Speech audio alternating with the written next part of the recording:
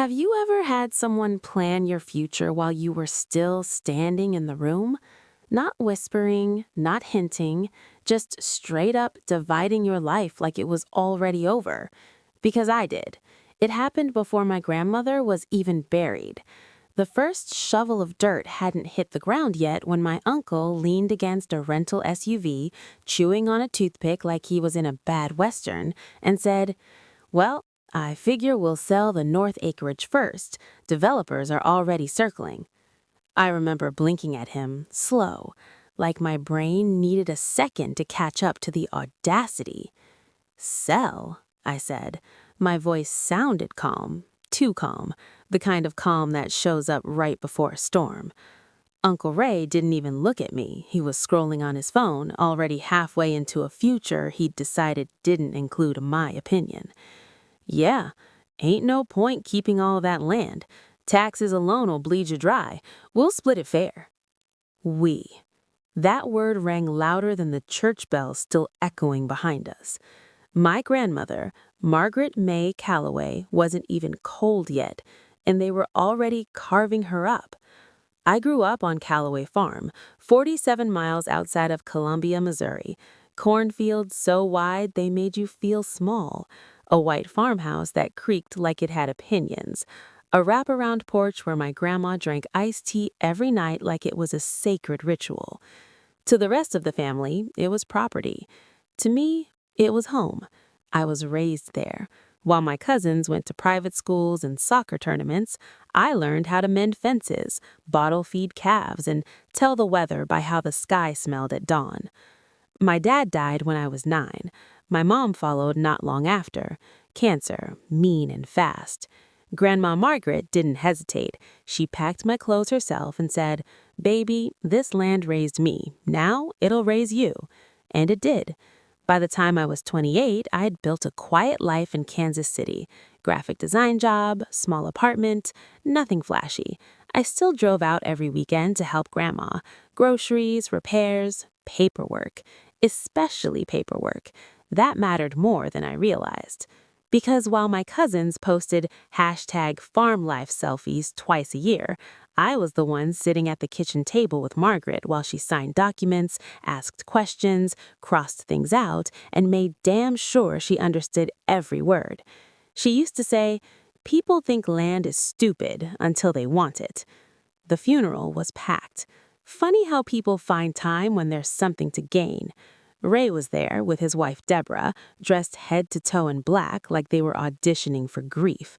My cousin Luke stood nearby, arms crossed, already talking numbers with some guy I didn't recognize. Developers. I clocked it instantly. My other cousin Ashley hugged me too tight and whispered, "I just hope you do the right thing." I didn't ask what she meant. I already knew. To them, the right thing meant handing everything over so they could turn soybeans into subdivisions and cash out guilt-free. And they assumed I'd fold, because I always stayed quiet, because I didn't scream, because I didn't look like someone who'd fight. The reading of the will was scheduled for the following Monday. They barely waited until then. That night, after the funeral luncheon, Ray cornered me in the driveway while cicadas screamed in the trees. "Margaret wouldn't want you stuck with this," he said, like he was doing me a favor. "You're a city girl now. Let us handle it." I smiled. A small one, the kind you give someone when you already know how this ends. She was real clear with me about what she wanted. Ray snorted. "Come on, you really think she left all this to you?" I met his eyes then. "She raised me," I said. "Did she raise you?" That shut him up. For about 6 hours. The next morning, I found tire tracks cutting across the east pasture. Fresh ones. I followed them until I saw a man placing bright orange flags into the ground. Survey markers. I stood there, heart pounding, wind snapping my dress against my legs, watching strangers measure land they didn't own. "Can I help you?" I asked. The guy looked up, startled. "Oh, we're with Midwest Horizon Developments. We were told access was cleared." "Told by who?" He checked his clipboard. "Ray Calloway." I laughed.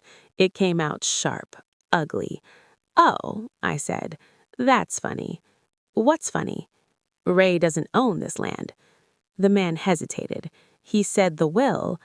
I know what the will says, because I read it, twice, and something my family never bothered to do, read the fine print. I pulled out my phone and called Evan Brooks, the attorney my grandmother had used for over 20 years. He answered on the second ring. They're already flagging the land, I said. A pause. Then, did they read the easement clause? I smiled. No, I said. They definitely didn't. Well, Evan replied calmly, then they're about to have a very bad week. I looked out over the fields, golden, quiet, patient. The land wasn't in a rush. It had waited generations. It could wait a little longer. If you've never been to a will reading, let me tell you something they don't put in movies. It's not quiet, it's not respectful, and it sure as hell isn't dignified. It's a room full of people pretending to mourn while doing mental math. We gathered in Evan Brooks' office just off the courthouse square in Jefferson City. Beige walls, fluorescent lights, a long oak table scarred with decades of family disputes. Uncle Ray showed up early. Of course he did. He was leaning back in his chair like he already owned the place, one ankle crossed over his knee, whispering to Luke and Deborah. Ashley sat 2 seats down from me, pretending not to look nervous while refreshing her phone every 30 seconds. I sat at the end of the table, alone, hands folded, spine straight. Grandma Margaret raised me better than to look rattled when wolves are circling. Evan walked in carrying a thick folder and shut the door behind him. That's when Ray grinned, the kind of grin people wear when they think the game is already over. All right, Ray said, clapping his hands once. Let's see what we're dealing with. Evan didn't smile back. He sat, adjusted his glasses, and said, "Before we begin, I need to state for the record that Margaret Calloway was of sound mind at the time this will was drafted and amended. Multiple evaluations confirm this." Ray waved a dismissive hand. Yeah, we all know Margaret was sharp, just stubborn. I felt my jaw tighten. Evan opened the folder and started reading. At first, it went exactly how they expected. Personal items distributed. Ashley got the jewelry she'd already claimed emotionally. Luke got farm equipment. Deborah got the antique china she'd always pretended to admire. Every line made Ray comfortable, more relaxed, more smug. Then Evan cleared his throat. The real property known as Calloway Farm, he read, including all acreage, structures, and mineral rights, is bequeathed in full to my granddaughter, Evelyn Calloway. Silence. Then, what? Ashley blurted. Luke actually laughed. Come on. Ray leaned forward, elbows on the table. That can't be right. Evan looked up. It is. But she's just one person, Deborah snapped. There's no division? No division, Evan confirmed. I could feel the shift, the air tightening, the first ripple of panic. Ray recovered fast. Okay, so Evie owns it. Fine. We can talk about selling portions later. Evan didn't turn the page. He didn't need to. Before any sale, he said evenly, there are restrictions. Ray frowned. Restrictions? Yes, Evan tapped the paper. And permanent conservation easement. Ashley's phone slipped from her hand and clattered onto the table. Luke sat upright. A what? Evan's voice was calm, almost gentle. A legal restriction that prohibits commercial development, subdivision, or rezoning of the land. Ever. The room exploded. You're joking, Deborah said. That's not enforceable, Luke snapped. Ray stood up so fast his chair screeched against the floor. She wouldn't do that, he said, pointing at me. She wouldn't lock the land away like that.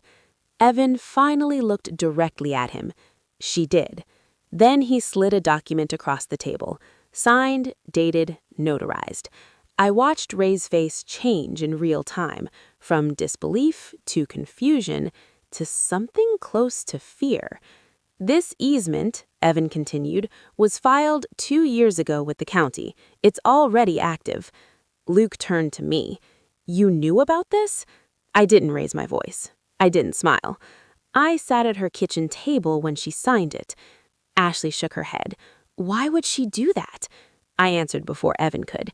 Because she loved this land, and she knew exactly who would try to destroy it. Ray slammed his hand on the table. So what, we're just stuck with dirt and cows forever? No, corrected Evan. You're stuck with nothing. You don't own it. Deborah's voice cracked. This is ridiculous. We've already spoken to developers. Evan closed the folder. Then I suggest you inform them immediately that they were misled. Ray's face went red. You manipulated her, he accused, pointing at me. You filled her head with this nonsense. I stood. Slowly. No, I said. I listened to her. There's a difference. The room went quiet again. This time, no one filled it. Evan gathered his papers. This includes the reading. Ray looked around like someone waiting for backup that wasn't coming. This isn't over, he said to me. I met his stare. I know, I said. It's just begun. Outside the courthouse, the Missouri sun was brutal, honest, unforgiving. Ray stormed past me, already dialing his phone. Luke followed, jaw tight, eyes darting like he was searching for an exit. Ashley hesitated. Evie, she said quietly, you didn't have to do it this way. I looked at her. Yes, I said. I did. She flinched. I walked to my car, heart pounding, hands steady. Because here's the thing they didn't understand yet. The easement was just the first lock, and Grandma Margaret, she'd built this will like a damn fortress. They thought the battle was about land. They had no idea it was about control, and they were already losing. If there's one thing you should know about people who think they're entitled to things they didn't earn, it's this. They never stop at no. They hear it, they nod, then they start looking for a side door. Ray didn't waste a single day. By Wednesday morning, my phone was blowing up with voicemails from numbers I didn't recognize. Friendly voices, polite voices, men who introduced themselves as consultants, land use specialists, investment partners. All of them had one thing in common. They talked like the decision had already been made. Evie, we're excited about the potential here. Evie, Ray mentioned you'd be open to creative solutions. Evie, we can make this very easy for you. I deleted every message. Then I called Evan. They're trying to bulldoze me socially, I said. He didn't sound surprised. They can't bulldoze what's legally reinforced, but they're trying to find cracks. Evan paused. Then it's time to let them break something. The first real mistake came a week later. I was at the farm, standing by the east pasture fence, when I heard engines. Not tractors, trucks. 3 white pickups rolled in through the service gate, the one Ray had installed years ago and apparently never stopped using. Men hopped out, hard hats, clipboards. I walked straight toward them. Can I help you? One of them, sunburned and confident, smiled. We're doing soil tests. For what? Preliminary development assessment. I laughed, out loud. You're trespassing. He frowned. We were told access was approved. By who? Ray Calloway. I pulled out my phone and hit record. Ray doesn't own this land, I said clearly. I do, and I'm asking you to leave. The man hesitated. Ma'am, this is standard. This is illegal, I cut in, and now I have it documented. They left within 5 minutes. I emailed the video to Evan. Subject line, they crossed the line. That's when Evan moved. Quietly, precisely. The next morning, Ray received a cease and desist letter delivered by courier. Same for Deborah, same for Luke. Unauthorized access, misrepresentation of ownership, interference with protected land. By Friday, Midwest Horizon Developments withdrew completely. And then the town started whispering. Because here's the thing about small American towns. They love money, but they love truth more, especially when it's messy. The county clerk called me personally. Edie, she said, lowering her voice, You might want to know, Ray tried to file a variance request. I closed my eyes. Of course he did. And, I asked. She sighed. It was denied before lunch. Ray didn't call me. Not once. Instead, he sent Deborah. She showed up at the farm in a beige SUV, sunglasses on, lips pressed tight like she'd rehearsed this in the mirror. She didn't even pretend to be polite. "You've embarrassed us," she said, standing on the porch like she belonged there. I leaned against the doorframe. "You embarrassed yourselves." She scoffed. "You think the town's on your side? They'll turn. They always do." I tilted my head. "Funny thing." She frowned. "What?" "I grew up here." She stiffened. "They watched me shovel manure at 6 a.m. They watched Grandma teach me how to balance the books. They watched me come back every weekend, while you only showed up when something needed signing." Her jaw clenched. "This land feeds people," I continued. "You wanted to flip it." Deborah's voice dropped. "You're not as smart as you think." I smiled. I didn't need to be. I just needed to read. She left without another word. The real blow landed 2 weeks later. Ray tried to challenge the will, filed a claim alleging undue influence, said Grandma wasn't in her right mind, said I manipulated her. Same old song. Evan was ready. We walked into the county courthouse like we owned the place, because legally we kind of did. Medical records, video statements, handwritten notes from Grandma explaining exactly why she made her decisions. The judge barely let Ray finish. "Mr. Calloway," she said coolly, "this will is airtight." Ray looked like he'd been punched. Luke stared at the floor. The challenge was dismissed in under 20 minutes. That's when something shifted. Not just legally, socially. People stopped returning Ray's calls. Luke's buddy backed out of a business deal. Deborah's church friend needed space. Ashley texted me. I didn't know it was this bad. I stared at the message for a long time. Then typed back, "It always was." One evening, as the sun dipped low and painted the fields gold, Evan called. "There's something else," he said. I felt it in my gut before he finished. Ray signed contracts he had no authority to sign. Developers aren't happy. What does that mean? It means they're considering action against him. I exhaled slowly. I didn't feel joy. I felt inevitability. Grandma knew it. She didn't just protect the land. She protected me from exactly this kind of greed. That night, I sat on the porch steps with her old journal in my lap. One line was underlined twice. "Land doesn't belong to people. People belong to land." I finally understood what she'd done. This wasn't revenge. It was accountability. And it was only getting started. Nobody tells you how loud silence can be. It's not dramatic. It doesn't announce itself. It just spreads. The first thing I noticed was the lack of trucks. For years, Ray's buddies had rolled through town like they owned it. Coffee shop every morning, hardware store by noon, loud laughter, louder opinions. Then one Monday, I went into Harlan's diner for breakfast, and Ray's usual booth was empty. By Friday, it was still empty. People didn't talk about it outright, not at first. They just started making space. And in a town like ours, space speaks volumes. It started small. The feed store manager waved me down when I pulled in. "Evie," he said, lowering his voice, "your uncle tried to charge feed to your account." My eyebrows lifted. "And?" "He told him no," he said. "Figured you should know." Then the bank called. Then the county ag board sent a polite email confirming that I, not Ray, was the sole point of contact for land matters. By the end of the week, everyone knew. Ray Calloway didn't own the farm, never had, and worse, he tried to take it anyway. That kind of thing sticks. The real shift came at Sunday service. I hadn't gone in a while. Church was always complicated for me.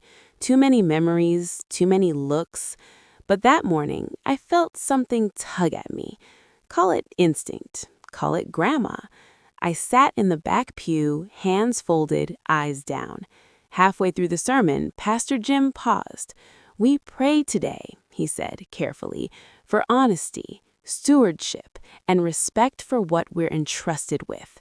No names, but every head turned. Not toward me, toward Ray. He wasn't there. That mattered more than if he had been." Ashley showed up at my door 2 days later. No makeup, no attitude, just a woman who looked tired. "I didn't know," she said, before I could even ask why she was there. "Knew what?" I replied. "How bad it was," she said. "How much pressure Ray was putting on everyone, on Grandma." I waited. "I thought you were being stubborn," she admitted. "I thought you were holding on just to be difficult." I nodded. "That's what they wanted you to think." She swallowed. "I'm sorry.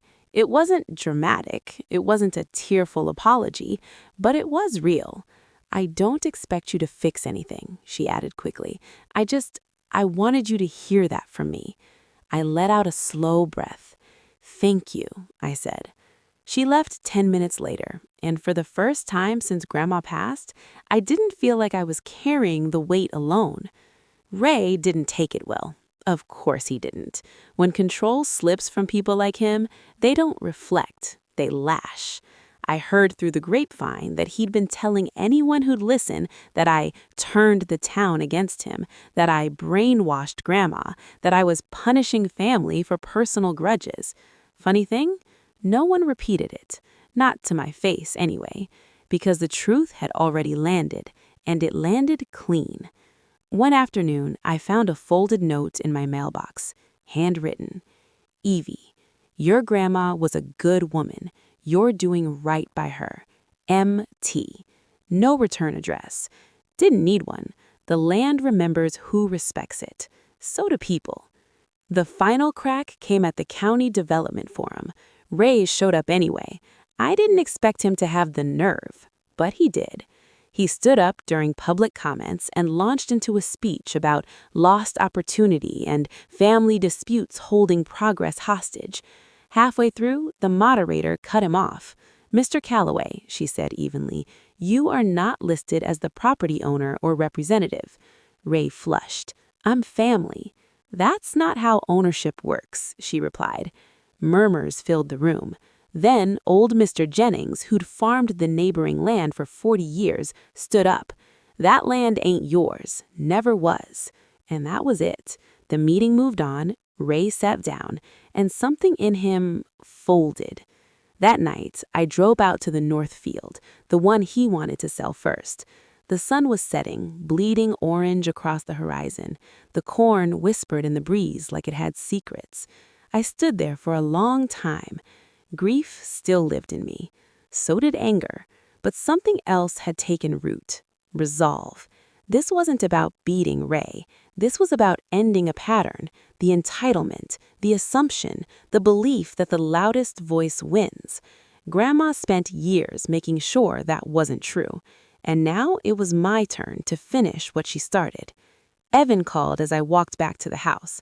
"Ray's lawyer withdrew," he said. I stopped. "Withdrew?" "Cited irreconcilable differences," Evan continued. "Unofficially, he doesn't want his name attached to this anymore." I closed my eyes. Ray was running out of shields, and people like him don't know what to do when there's nowhere left to hide. "What happens next?" I asked. Evan paused. "Now," he said, "he realizes this isn't a negotiation." I looked out over the land, steady, patient, unbothered. "Good," I said, "because I'm done negotiating." Ray came to the farm at dusk. Not in a truck, not with anyone else. He walked up the gravel drive like a man who had finally run out of shortcuts. I saw him from the kitchen window. Thinner, slower. His shoulders weren't squared the way they used to be. I didn't rush. I turned off the stove, wiped my hands, let him knock. When I opened the door, he didn't meet my eyes. "You got a minute?" he asked. I stepped aside. He stood in the entryway like a guest for the first time in his life. We sat at Grandma's table, the same one where she'd balanced checkbooks, signed papers, and taught me how to read people by how they held their coffee cups. Ray didn't touch the chair back at first. "I didn't think you'd go this far," he said. I waited. "I thought," he trailed off, then shook his head. "I thought family meant something." "It does. That's why this hurt." He finally looked at me then. Not angry, not smug, just tired. "You know I needed that deal," he said quietly. "No," I replied. "You wanted it." He flinched. "There's a difference." Silence settled between us. Not heavy, honest. "I took care of this place too," Ray said after a moment. "I fixed fences, paid taxes some years." I nodded. "You did, and Grandma thanked you for it."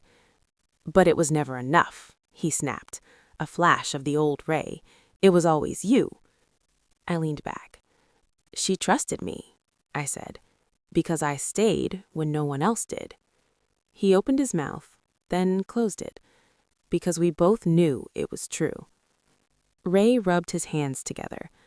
"I lost a lot," he said. "You gambled," I corrected, "and you lost." That landed. He exhaled hard through his nose. "So what now?" I stood and walked to the cabinet, pulled out a folder, set it on the table between us. "What's this?" he asked. "An offer," I said. His eyes flicked up, suspicious, hopeful. "You get a lifetime right to visit, fish the creek, sit on the porch, walk the land." He frowned. "That's it?" "That's family," I said. "Not ownership, not control." He stared at the folder. "You don't owe me this." "I know," I said. "This isn't for you." I thought of Grandma, of her hands, of her patience. "It's for me." Ray didn't sign right away. He asked questions, clarifications. He was careful for the first time I could remember. When he finally picked up the pen, his hand shook. He signed, and something let go. He stood in the doorway before leaving. "You're stronger than she was," he said quietly. I shook my head. "No," I replied. "I just learned from her." He nodded once. Then he walked down the drive and disappeared into the fading light. That night, I slept without dreams. For the first time since the funeral, my chest didn't feel tight. The land was quiet, at peace. So was I. Spring came early that year. The fields greened fast, the creek ran clear. I partnered with local farmers, started conservation programs, hosted school groups. The farm became what Grandma always meant it to be, alive. Ashley visited sometimes. Luke sent a stiff Christmas card. Ray came once in a while, quiet, respectful. We didn't fix everything, but we stopped the bleeding. One afternoon, I found Grandma's journal again. The last page had something I'd missed before. "If you're reading this, it means you chose yourself. And that's all I ever wanted for you." I closed the book, sat on the porch, and watched the sun settle over land that had never needed permission to stay whole. People still ask if I won, if I beat them, if it felt good to take everything. I always smile a little, because they still don't understand. I didn't win the farm. I kept my peace. And that was worth more than any deal they ever tried to make.